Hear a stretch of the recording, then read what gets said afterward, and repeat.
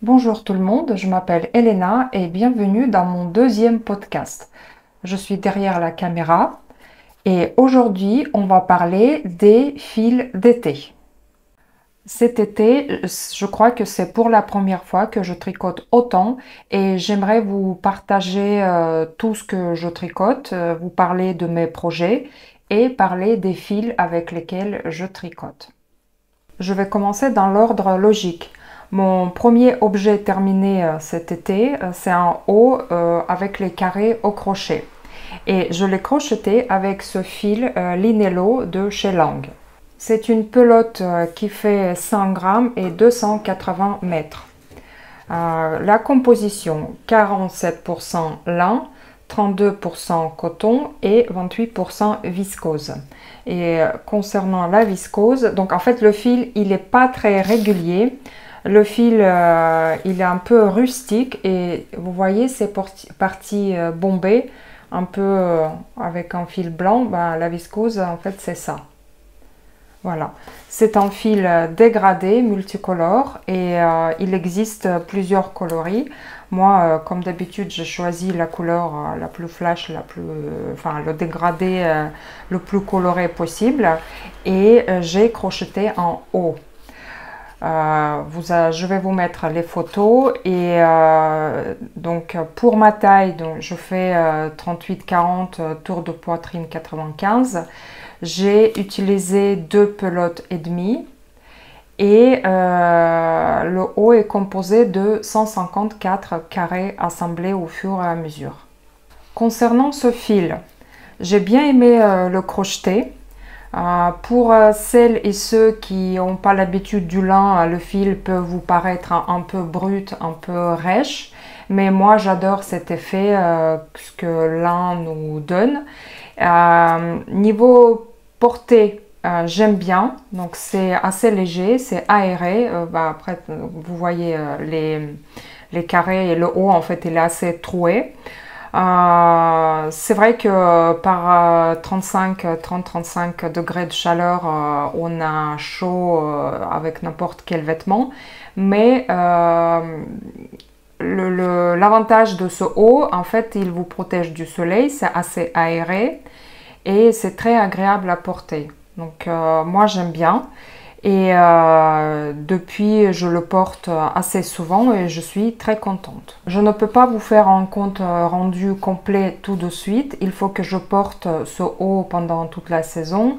Il faut que je le lave assez souvent, enfin de temps en temps, pour voir ce qui se passe après plusieurs lavages, comment ça adoucit, si ça vieillit bien ou pas. Et je crois que courant septembre, je pourrais vous en parler et je pourrais vous en dire un peu plus. On passe à un cours suivant. C'est encore un haut sans manches, enfin les manches courtes. Le modèle, c'est, je vous mets l'image et je vous écris le nom de designer et le nom du modèle. C'est un modèle payant sur Ravelry. La fiche tricot, elle est en anglais, mais elle est assez facile et vraiment, ça convient très bien pour les débutants. Oui, même si vous ne comprenez pas grand-chose en anglais, si vous voulez vraiment tricoter ce modèle, vous pouvez vous adresser à moi. Il n'y a vraiment pas grand-chose à comprendre, juste l'histoire que vous achetez le modèle chez le designer pour payer son travail. Et puis côté traduction, je peux vous aider, c'est vraiment pas grand-chose à faire. Et au niveau de tricot, c'est assez facile. Donc la construction, c'est yoke, donc ça commence par le haut. Et au début, on commence par tricoter un aller-retour et... enfin, d'abord je vous parle du modèle, après je vous parle des fils. Donc ça se tricote au départ en aller-retour, on fait les rayures tous les 4 rangs et on fait les augmentations au bout de chaque rayure couleur contrastante. Donc et ensuite ici donc il y aura un petit, enfin ça va être noué. Et par la suite, on rejoint tout ça en rond et on tricote un rond jusqu'aux emmanchures. Et après, on fait séparation manche-corps. Donc les manches, on met en attente, comme vous pouvez le voir. Et ensuite, tout bêtement, on tricote le corps sans rayures. Donc normalement, comme vous avez vu sur le modèle, ici à la place, enfin moi la couleur bleu clair, j'ai mis un fil aussi assez épais, mais dans le modèle d'origine, donc on alterne un fil, soit mérino, soit autre chose, et un fil mohair fin pour créer cette transparence légère. Donc avec quoi, enfin pour le moment, ça ressemble à pas grand chose, c'est plutôt moche. Donc les mailles sont pas belles, donc il faut vraiment laver, bloquer, et un coup de vapeur peut-être. Mais j'espère que ça va devenir quelque chose de très joli. Et maintenant, je vais vous dire avec quoi je tricote ça. Je tricote le haut avec 100% soie teinte à la main. Donc j'avais deux écheveaux, 50 grammes, 100 mètres chacun. Et en fait, si je tricote en fil simple, c'est assez fin, vous voyez. Et moi, je tricote en double. Donc voilà, ce qui me donne à peu près le fil type fingering pour tricoter avec les aiguilles numéro 3. C'est un fil que j'ai acheté il y a très longtemps, ça date d'il y a 12 ans je crois. J'ai acheté à Paris au salon Aiguille en fait, c'était mes premières fois découvertes des gros salons, des fils vraiment teinturière indépendante, teinture main. Et j'ai choisi cette soie, c'était une, je me rappelle pas le nom de la teinturière malheureusement, mais je sais que c'était une teinturière anglaise. En fait j'ai été fascinée par les teintures, par les matières, par la finesse du fil. En fait à l'époque j'aimais tout ce qui est fin, luxueux, et c'est vrai que la soie elle est très agréable, et j'ai choisi ces deux couleurs exprès. En fait à la base c'était choisi pour les alterner parce que ici on voit dans le bleu les nuances de gris, et du coup je choisis le gris qui est pas, enfin il est nuancé aussi.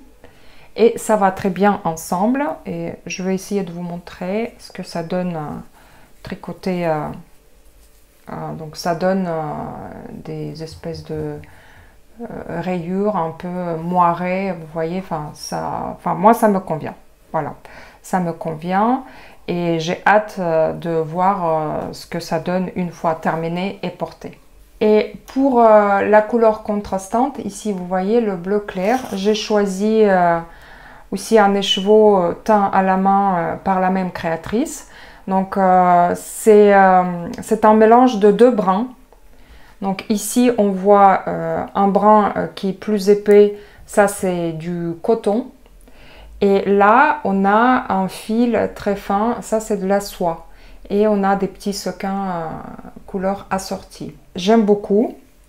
Et du coup, je pense que le trio, ça va très bien ensemble. Et comme ça fait très longtemps que ces fils traînent dans mes caisses, je me suis dit qu'il est temps de les utiliser et tricoter quelque chose et porter les vêtements d'été. Voilà, pareil. Donc pour le moment, j'adore la texture, j'adore... au toucher, bon après les mailles, voilà, ça danse dans tous les sens, c'est pas très régulier. Je vais voir ce que ça donnera au final, une fois bloqué, fini. Et pareil, le compte rendu, comment ça, si ça se porte bien ou comment ça vieillit et ce que ça donne après le lavage, ça serait en septembre. On passe au fil suivant. J'ai craqué totalement sur ce rouge magnifique de Bess & Garn. On a ici 100% lin, et la pelote elle fait 50 grammes, 150 mètres. Ça se tricote avec les aiguilles 3 ou 4. Donc moi j'ai mon encours que je tricote avec les aiguilles 3. Donc en fait pour dire j'adore le lin. Et j'adore cet effet brut et rêche. Voilà. Et après, pour tricoter, c'est vrai que c'est pas tout à fait agréable, certes, mais au porté, quand je porte, en fait, j'aime bien cet effet rêche du vêtement. Ça tient bien la forme et puis ça adoucit au fur et à mesure après chaque lavage. Et avec cela, je tricote en haut aussi. Je vous mets la photo dans le coin. Et ça, c'est une designeuse russe. Et d'ailleurs, j'ai une petite histoire à propos de cette designeuse dont je vais vous parler, enfin, je vais vous raconter un peu plus tard. Donc, pour le moment, je vous parle de mon haut. Donc, j'ai quand même un petit peu avancé. Alors, ça se tricote en rond. Ça se tricote en rond. Le dos, les manches, c'est du jersey. Et sur le devant, comme vous pouvez voir sur la photo, on a un panneau de dessin. Voilà. Hâte de terminer cet ouvrage aussi parce que ce haut, ça fait 2 ou 3 ans que je tombe sur ces photos sur Pinterest et chaque fois je me dis oui, enfin en plus je sais qui a créé ce modèle, je savais où chercher, mais chaque été je tricotais pas. Voilà, j'avais aucune envie de tricoter, sauf cet été parce que la température, pour le moment, on n'a pas, enfin, si, on a eu quelques grosses chaleurs, mais ça dure pas longtemps. Donc c'est plutôt calme, c'est plutôt suffisamment frais pour que je puisse tricoter quelque chose. Donc hâte de terminer et je vous en parlerai aussi plus tard. Donc du coup, je pense que là, je vais vous présenter tous les fils que j'ai sous les mains. Je vais vous présenter tous les encours.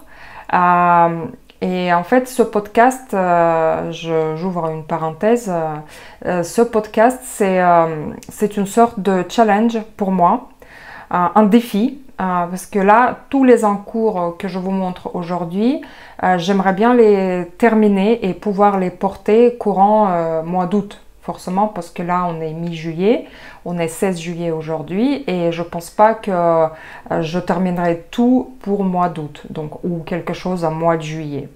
Quoique, il y a des chances qu'il y ait un encours qui va être terminé courant juillet. Voilà, donc je vous montre tous les encours, je vous présente tous les fils et je vais essayer de filmer des petites séquences, une fois par semaine pour vous montrer l'avancement de mes projets. Voilà, comme ça, je suis motivée, je lâche pas, j'avance et puis comme ça, vous regardez et s'il y a quelque chose qui vous donne envie, vous pouvez tricoter ou crocheter avec moi. Le fil suivant, c'est une marque Lana Grossa et le fil s'appelle Nastrino. Alors, c'est 100% coton et on a une pelote de 50 grammes pour 190 mètres. Le fil, il est sous forme d'un cordon plat, comme un lacet en fait, vous voyez. Et c'est agréable à tricoter, moi j'aime beaucoup, mais par contre, ce type de fil ne convient pas aux débutantes ou à celles qui ont la tendance de piquer à travers des brins en fait. Parce que si on pique à travers ce fil, en fait ça laisse les bouclettes, ça accroche et ça laisse les petits nœuds qui après si vous faites ça souvent, votre ouvrage il va être tout simplement abîmé. Et ce fil, je conseillerais de tricoter avec les aiguilles, avec les bouts non pointus. Par exemple, vous voyez les aiguilles Aya Sharp qui sont vraiment très pointues. Là, je déconseille si vous avez le problème de piquer à travers. Et donc, même moi, je tricote avec les aiguilles en bois assez, enfin les bouts sont assez ronds et je me suis rendu compte qu'il faut tricoter vraiment doucement, ne pas aller très vite parce que de temps en temps j'ai la tendance d'accrocher le fil et ça me laisse des petits nœuds. Donc qu'est-ce que je tricote avec? Ça c'est le pull, j'ai déjà parlé de ce pull sur Instagram et je vais vous raconter son histoire. Alors ce pull, j'en souffre honnêtement, je l'ai recommencé 5 fois. Donc ça, c'est ma 5e version. Le motif, c'est le filet. C'est très agréable, c'est très addictif. Mais alors, pourquoi je recommence 5 fois? C'est très simple. Parce que, premièrement, j'ai pas fait d'échantillon. J'ai pas choisi la bonne taille d'aiguille, mais ça, je me suis rendu compte à la 3e fois. Les 3 premières fois, alors le problème, c'était la compréhension du patron. Ça, c'est la même créatrice russe qui a créé ce patron du haut que je tricote. Mais alors, c'est pas un patron écrit. Enfin, si, il y a des choses écrites, mais c'est un patron qui est présenté sous forme des photos. Comment tricoter, quel motif, etc., etc., sous forme des photos. Je vous dis pas, le PDF fait 52 pages, évidemment on les imprime pas. Et en fait, au départ, c'était pas très évident pour moi pour comprendre cette façon d'explication. Et les 3 premières fois, je me suis tout bêtement gourée. Au niveau des... En fait, ici, quand on commence par le haut, il y a des lignes du raglan, on tricote vers le bas. Et au début, on a des rangs raccourcis.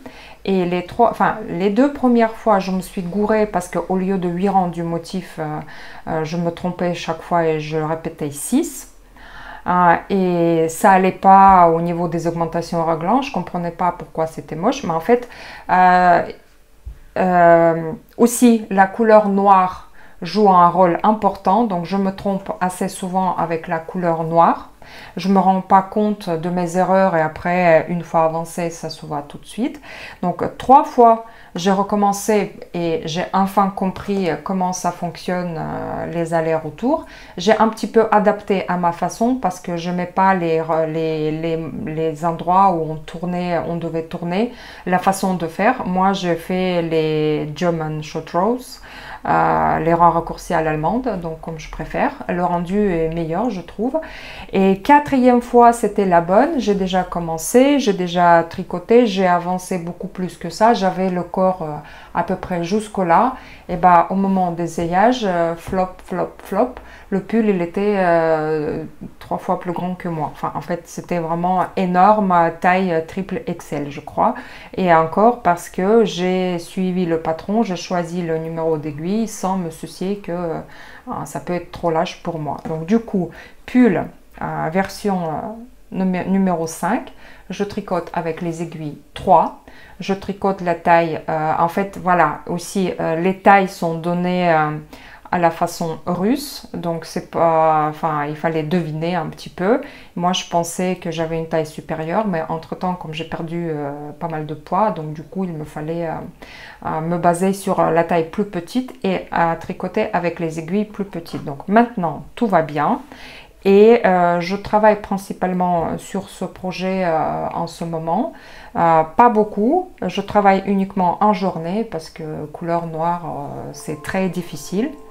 Et il faut quand même rester concentré sur le motif parce que de temps en temps, il m'arrive d'oublier rajouter une maille dans le trou et puis ça fait décaler le motif et il faut tout défaire. Donc le projet qui avance pas mal, mais uniquement en journée. Voilà, donc j'espère pouvoir... Enfin, en fait, j'aimerais terminer ce projet en premier et pouvoir le porter le plus longtemps possible cet été. Et évidemment, en septembre, vous aurez le compte rendu sur le fil, sur comment ça se porte. Et je vous dirai un peu plus. Ensuite, je suis peut-être beaucoup trop prétentieuse et courageuse. J'ai encore 2 fils ici.